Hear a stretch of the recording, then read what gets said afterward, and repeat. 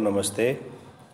Minor seed spices में अगली फसल है सौंफ, फेनल, FENNEL, फेनल। यह भी एक बहुत महत्वपूर्ण फसल है और अन्य कोरिएंडर और जीरे की तरह शीतकालीन फसल है। इसका वानस्पतिक नाम है फोनिकुलम वल्गेयर और फैमिली अम्बेलिफेरी और APAC। अम्बेलिफेरी छत्रक कुल भी कहलाता है, यानी इसके फूल खिलने के बाद ऊपर एक बीज निर्माण के लिए छत्रक का निर्माण करा है, अम्ब्रेला टाइप। इस तरह से इसको अम्बेलिफेरी कहा जाता है, जिसको कि APAC भी बोलते हैं। और यह भी भूमध्य सागरीय क्षेत्र एवं दक्षिणी यूरोप का इसका ओरिजिन प्लेस है। इसकी गुणसूत्र संख्या 2N = 16 है और इसका जो उपयोगी भाग है सौंफ का वो है बीज।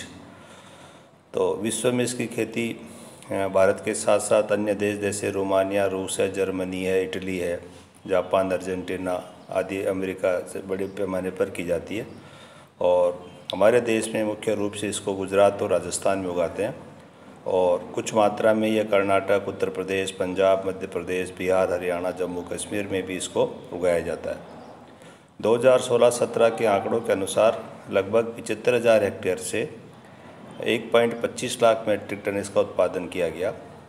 और सौंफ में एक वाष्पशील तेल, वोलेटाइल ऑयल पाया जाता है, जो कि भारतीय और यूरोपियन किस्मों में क्रमशः 0.7 से 12% व 4 से 5% तक होता है। यानी भारतीय किस्मों में इसकी मात्रा थोड़ी कम ज़्यादा हो सकती है, यूरोपियन में ज़्यादा, तो इसकी एक रेंज होती है। और इसके तेल में जो खुशबू होती है वो होती है एनीथ्रोल व फैक्रो नाम के जो पदार्थ होते हैं, जिसके कारण इसके सौंफ में खुशबू पाई जाती है, उसके तेल में इसकी खुशबू पाई जाती है। और उच्च गुणवत्ता वाली किस्मों में वाष्पशील तेल में अब इस जो तेल की क्वालिटी होगी वो इस पर निर्भर करता है कि उसमें एनीथोल की मात्रा कितनी है। तो जिससे वाष्पशील तेल में एनीथोल की मात्रा अधिक होगी उतना ही वह उच्च क्वालिटी का तेल माना जाएगा। तो कुछ अच्छी किस्मों में यह 50 से 70% तक भी पाया जाता है।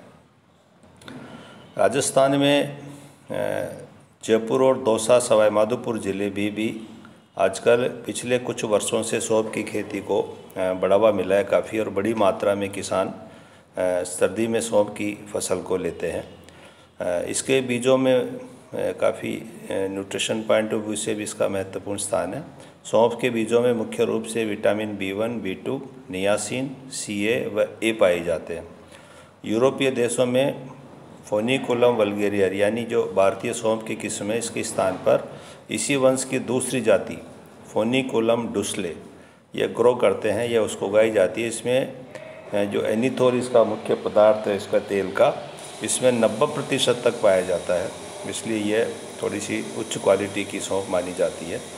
और इसकी गंध और स्वाद के कारण यह विभिन्न प्रकार से हमारी रसोई में, भारतीय बाज़ार में विभिन्न खाद्य पदार्थों में जो कई प्रकार के बनते हैं उसमें अलग अलग टेस्ट और स्वाद के हिसाब से इसका अलग अलग प्रयोग करते हैं। तो इस तरह से ये एक बहुत सौंफ, मसालों वाली फसलों में सौंफ भी एक महत्वपूर्ण फसल है। ये सीड स्पाइसेज में आती है, यानी बीजीय मसाले सीड स्पाइसेज में इसकी होती है। सीड स्पाइस के लिए मैं आपको जानकारी दे दूं कि राजस्थान में जो अजमेर में तबीजी है, अजमेर के पास में तबीजी, वहाँ NRC सीड स्पाइसेज बनी है ICAR की तरफ से, जहाँ पर बीजीय मसालों के अनुसंधान कार्य किया जाता है, जिसमें नई वैरायटी निकाली जाती है। इसके साथ साथ वहाँ वैरायटियों का कलेक्शन किया जाता है, उनकी कल्चर प्रैक्टिसेज है, उनमें रोग और कीटों की प्रतिरोधक क्षमता, इन सारे सब पर रिसर्च किया जाता है। तबीजी अजमेर में NRC ऑन सीड स्पाइसेज। तो ये विभिन्न प्रकार की काम में आ जाते हैं। इसके अलावा आयुर्वेद में भी इसका काफ़ी महत्वपूर्ण स्थान है। जलवायु की इसकी बात करें तो रबी के मौसम की फसल है। अन्य मसाले वाली फसलों की तरह, सीड स्पाइसेज की तरह ठंडी जलवायु की आवश्यकता होती है और इसकी प्रॉपर ग्रोथ के लिए, अच्छी ग्रोथ हो जाए तो इसके लिए 15 से 26 डिग्री सेंटीग्रेड तापमान की आवश्यकता होती है। जहाँ पर वार्षिक वर्षा 50 सेंटीमीटर होती है वहाँ पर इसको सफलतापूर्वक उगाया जा सकता है और समुद्र तल से ये 2000 मीटर की ऊंचाई तक इसको उगा सकते हैं। इसके लिए अच्छे जल निकास वाली बलुई दोमट मिट्टी या दोमट मिट्टी जिसका पीएच मान 6.5 से 7.5 के बीच हो, वह सर्वोत्तम मानी जाती है, अच्छी मानी जाती है दोमट मिट्टी, जिसमें ड्रेनेज सिस्टम अच्छा हो, ऑर्गेनिक मैटर अच्छा हो और पीएच मान जिसका 6.5 से 7 के बीच 7.5 के बीच हो।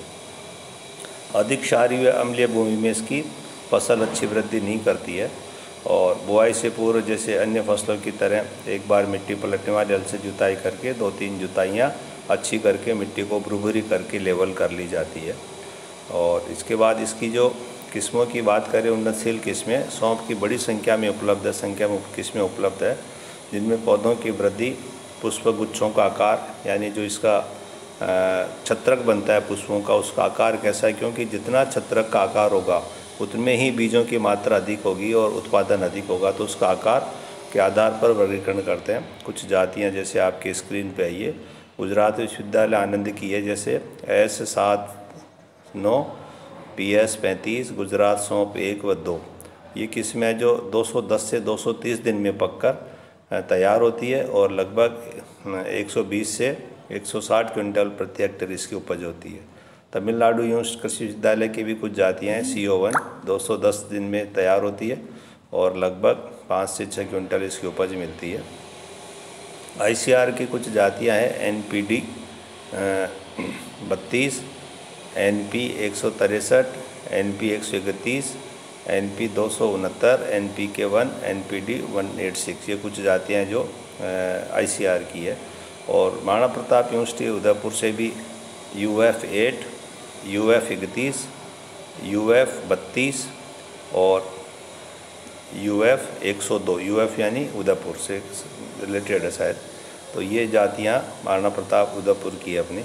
राजेंद्र कृषि प्रौद्योगिकी विश्वविद्यालय ढोली RF17, RF35, RF101 और RF78 ये किस्में जो 13 से 17 क्विंटल उपज देती है। GB पंत यूनिवर्सिटी पंतनगर की भी PSS1 एक अच्छी किस्म है। और म्यूटेशन जो हाइब्रिडाइजेशन यानी उन्नत किस्में तैयार करने की एक विधि है म्यूटेशन से, उससे भी कुछ किस्में प्राप्त हुई है, जिसमें म्यूटेंट 1, म्यूटेंट 2, म्यूटेंट 3 नाम की किस्में और इसके अलावा भी किस्में हैं। इसके साथ साथ राजस्थान में स्थानीय किस्में भी किसान है जो अपनी इसकी ग्रो करते हैं। तो बुआई का इसका समय जो उत्तर भारत में इसकी बुआई का उपयुक्त समय है मध्य अक्टूबर में, और राजस्थान के जोबनेर में अक्टूबर के प्रथम पखवाड़ा में बोना श्रेष्ठ पाया गया है। अब ये इधर काफ़ी बड़ी मात्रा में कल्टीवेशन होती है इसकी, तो मध्य अक्टूबर या अक्टूबर के प्रथम पखवाड़े से अक्टूबर के लास्ट तक इसमें बोना श्रेष्ठ रहता है। इसके अलावा बोने की जो विधियाँ हैं, इसकी 2 प्रकार की विधि है, लाइन से लाइन सोइंग और छिटकवा विधि। छिटकवा विधि से बोने पर 10 से 12 किलोग्राम बीज की मात्रा लगती है और पौधे तैयार करने के लिए 4 से 5 किलोग्राम बीज प्रति हेक्टेयर भी पर्याप्त होता है। पर चूंकि एक बड़े लार्ज स्केल पे इसकी कल्टीवेशन की जाती है, तो सामान्यतः पौधे तैयार करके इसकी बुआई कम ही की जाती है। बीजों को जैसा बताया, इनमें काफ़ी रोग और कीट भी लगते हैं, तो बोने से पूर्व बीजों को सेरेशान, कैप्टान या एग्रोसिन GN नाम की जो दवा है, सेरेशान, कैप्टान या एग्रोसिन GN, इसकी 2 ग्राम मात्रा प्रति किलोग्राम बीज के हिसाब से बीजों को उपचारित करके बोना चाहिए, जो इसमें काफ़ी जो रोग आदि की समस्या होती है उससे कुछ हद तक बचा जा सकता है। मेथड्स ऑफ सोइंग में जैसा बताया, ब्रॉडकास्टिंग मेथड और ट्रांसप्लांटिंग मेथड। तो ब्रॉडकास्टिंग मेथड में बीज को राख या बालू मिलाकर छिटकते हैं। अब देखने आप सौंफ के बीज बारीक होते हैं काफ़ी, तो ब्रॉडकास्टिंग में एक ही जगह पर बहुत सारे बीज नहीं गिर जाएं, इसलिए उसको राख या बालू मिला लेते हैं, या बीजों को फिर छोटी छोटी क्यारियों में 40 से 60 सेंटीमीटर की दूरी पर बनी पंक्तियों में, यानी पंक्ति से पंक्ति की दूरी 40 से 60 सेंटीमीटर और पौधे से की दूरी पर बनी पंक्तियों में हाथ द्वारा 1.5 से 2 सेंटीमीटर की गहराई पर, यानी बीजों की जो गहराई है बहुत अधिक गहरा नहीं बोते, 1.5 से 2 सेंटीमीटर ही गहराई रखते हैं। इस तरह से इनको ब्रॉडकास्टिंग मेथड से बुआई करते हैं। रोपण विधि के लिए 100 वर्ग मीटर क्षेत्रफल में तैयार की गई पौध, यानी 10 मीटर गुणा 10 मीटर का जो एरिया होगा क्षेत्रफल, वो 100 वर्ग मीटर क्षेत्रफल का हो जाता है। उसको 1 हेक्टेयर में बोने के लिए जो पर्याप्त होती है। तो नर्सरी में बीजों को जो बुआई का समय होगा जुलाई से अगस्त माह का होता है, और सितंबर अक्टूबर में जो ये पौधे तैयार होती है उनको 60 गुणा 45 सेंटीमीटर की दूरी पर, यानी 60 तो लाइन से लाइन और 45 सेंटीमीटर पौधे से पौधे की दूरी पर इसकी रोपाई कर देते हैं। अब ये दूरी काफ़ी 60 से 45 एक अच्छी दूरी है। इसको ये है कि इसका पौधा सौंफ का बाद में काफ़ी अच्छा बन जाता है ऊपर जा कर के, इस वजह से ये 60 से 45 सेंटीमीटर दूरी इसकी रखी जाती है। खाद उर्वरक इसमें एक अच्छी फसल के लिए निम्न खाद उर्वरक का प्रयोग करेंगे, जिसमें कंपोस्ट या गोबर की खाद 200 क्विंटल जो अंतिम जुताई या बुआई के 4 सप्ताह पहले खेत में देंगे, और ammonium nitrate, calcium ammonium nitrate 310 kilogram. ध्यान रखें यहाँ ये नाइट्रोजन की मात्रा नहीं है, ये कैल्शियम अमोनियम नाइट्रोट है 310 किलोग्राम। तो इसको 3 भागों में बांट करके 1/3 तो यानी 1/3 हिस्सा तो जुताई के साथ और शेष बचा हुआ 2 हिस्से बुआई के 60 और 90 दिन बाद में प्रयोग करेंगे कैल्शियम अमोनियम नाइट्रेट।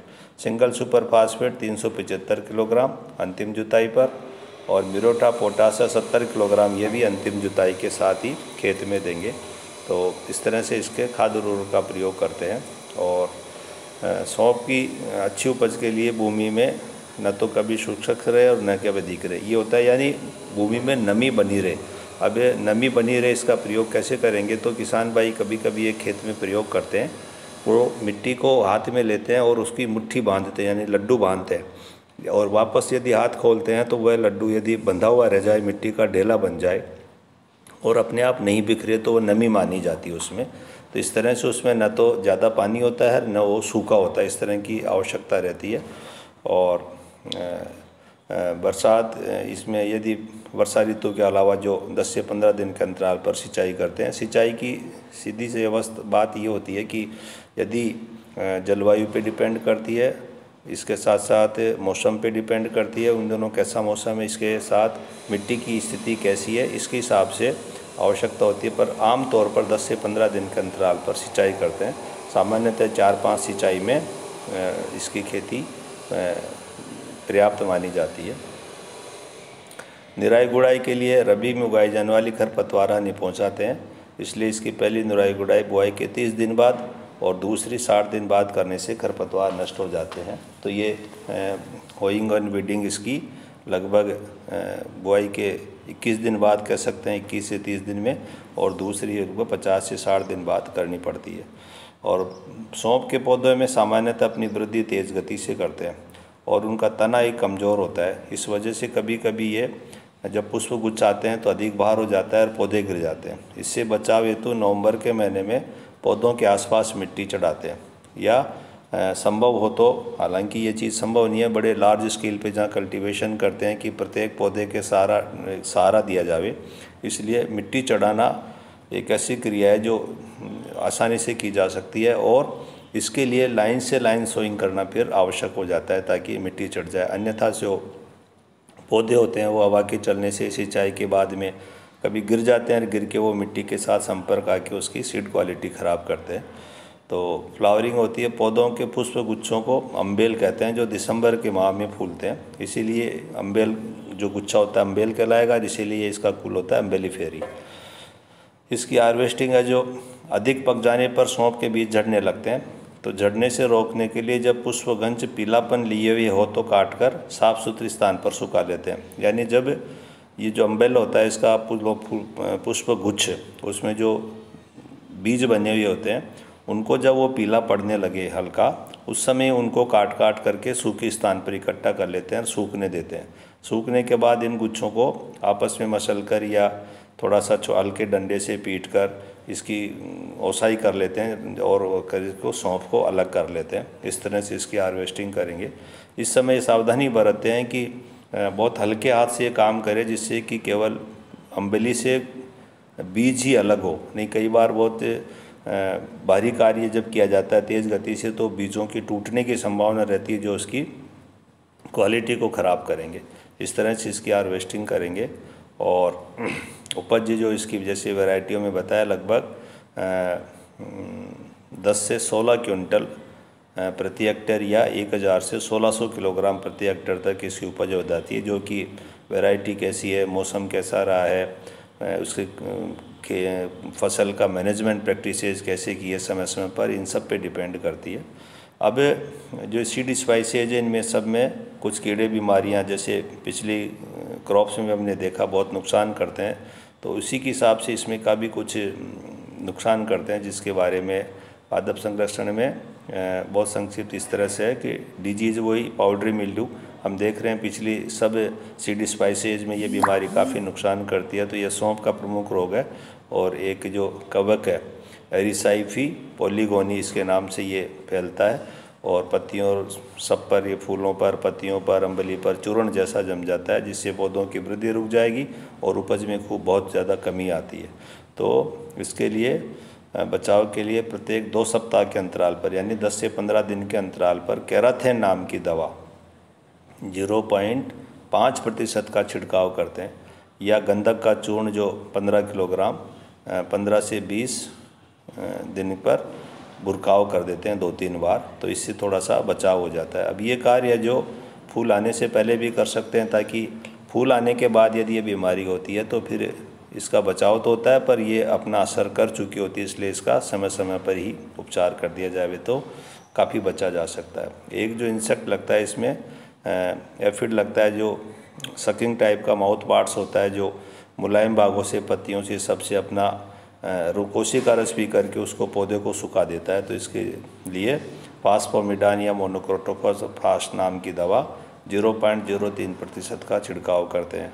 या एक थ्रिप्स लगता है, वो भी इसी टाइप का माउथ पार्ट्स होता है, तो इसके लिए मेटासिस्टोक्स नाम की दवा का छिड़काव करेंगे 0.03%। इस प्रकार से इन प्रोटेक्शंस को देखते हुए इनको कीट और बीमारियों से बचाते हुए प्रॉपर किस्म, मौसम का, बुआई का समय और एग्रो मैनेजमेंट प्रैक्टिसेस का पर्याप्त ध्यान रखते हुए समय पर यदि हम इसकी कल्टीवेशन करते हैं सौंफ की, तो एक बहुत अच्छा उत्पादन देती है और सीड स्पाइसेज में इसकी भी बाज़ार में काफ़ी मांग रहती है, काफ़ी बड़ी मात्रा में प्रयोग किया जाता है। तो इस तरह से इसकी कल्टीवेशन की जा सकती है। नमस्ते।